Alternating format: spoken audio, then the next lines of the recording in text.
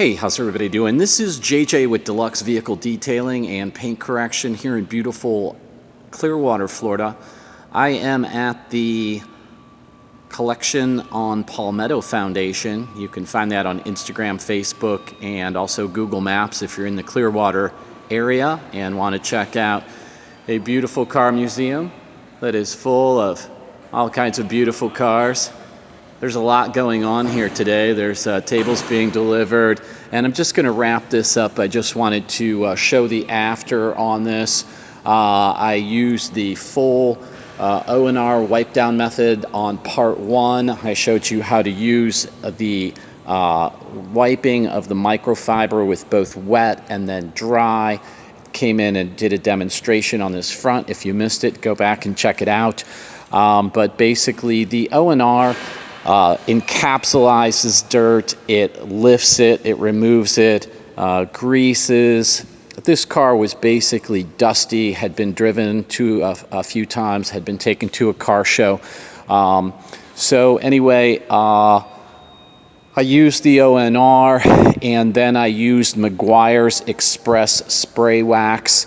The owner of this museum loves Meguiar's products. I try to go with them when I can.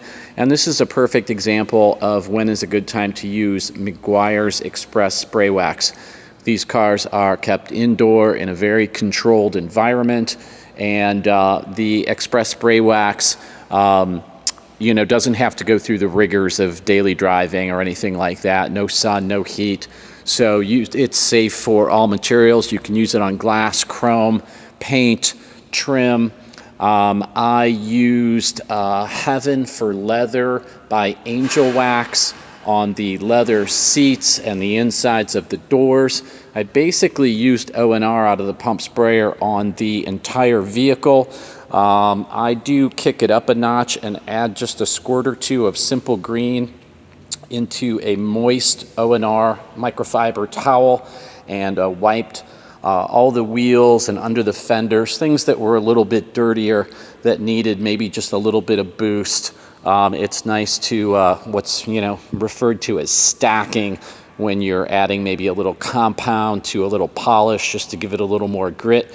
Sometimes with O&R, I use a little stacking method of a couple shots of an APC, all-purpose cleaner, and that way you get a little more bite out of it. I wouldn't do it on the delicate paint work, but something on the wheels and things that are in great shape, it's fine.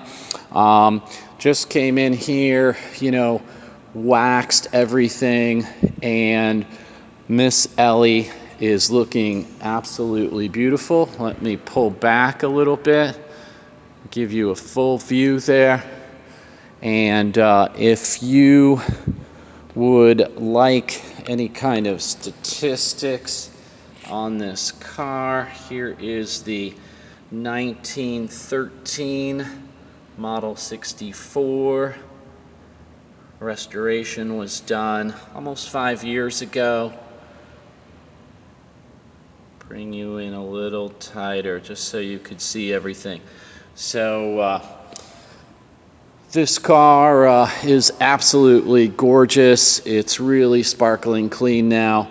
I did use some Chemical Guys VRP on the wheels, or the tires rather, after I thoroughly cleaned them, as the car had been rolled and driven a bit, and so there was some dirtiness on the tires. Also, when they move these cars, they grab hold of the tires and roll them, so you've got some, hand prints and things like that.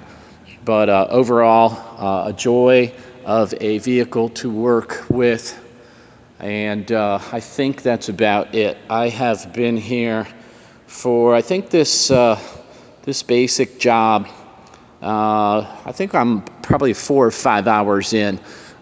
So just to get an idea of what can be put into just a simple rinseless wash, but I did get underneath the car and do a little bit more, so it took a little longer. All right, well, I thank you for being with me as always. I appreciate, oops, I probably blinded you. I didn't even turn that on, I meant to. I do appreciate all you being with me, and I do thank you. Give me a thumbs up, like, share. If you know someone that's into antique vehicles, maybe hit the share and have them check it out. And if you have any questions or comments, I'm always here for you to give you any kind of guidance that I can give, or if you have any kind of comments, either negative or positive, I always appreciate that. So until next time, enjoy making your vehicles beautiful, and we will see you on the flip side. Thanks.